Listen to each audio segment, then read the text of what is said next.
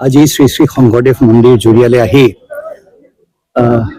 আবেগ অনুৰাগ অনুভূতিৰ এটি মনোভাৱ আৰু ইতিহাসে আৱৰি ৰখা আমাৰ এই মন্দিৰভাগ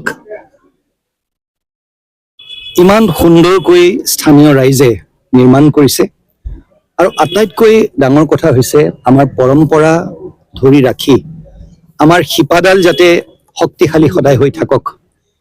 এজাক ধুমুহা আহিলে যাতে আমাৰ এই শিপাডাল লৰি যাব নোৱাৰে।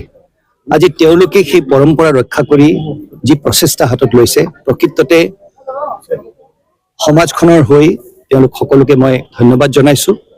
অনুষ্ঠানটিৰ উত্তৰোত্তৰ কামনা কৰিছো আৰু ভগৱন্তৰ আশীৰ্বাদ বিচাৰিছো আৰু গুৰুজনাই আমাক যিষাৰ কথা শিকাই গৈছিলে যে এই মন্দিৰভাগ আমাক কোৱা হৈছে যে সমন্বয়ৰ এটি প্ৰতীক।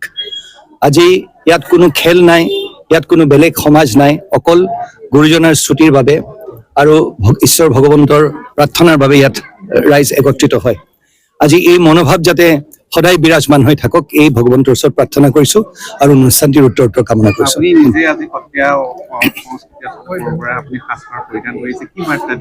মই ভাষণ দিওঁতে এইষাৰ কথাই কৈছো যে আমি পাশ্চাত্য যি আমাৰ সভ্যতা, আমাৰ সিমানখিনি উদাৰ মন আছে যে আমি সকলোকে আঁকোৱালি ল'ব পাৰোঁ, কিন্তু আমি আমাৰ নিজৰ সাজপাৰ, আমাৰ পৰম্পৰা, আমাৰ খান পান, আমাৰ সংস্কৃতি ইত্যাদি আমি কেতিয়াও পাহৰিব নালাগিব।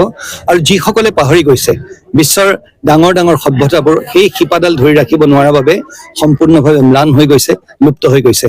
আজি মই ভাবোঁ যে আমাৰ অসমীয়াৰ যোনটো সাজপাৰ, সেইটো আমি কেতিয়াবা উৎসৱে পৰৱে হ'লেও আমি পৰিধান কৰিব লাগে।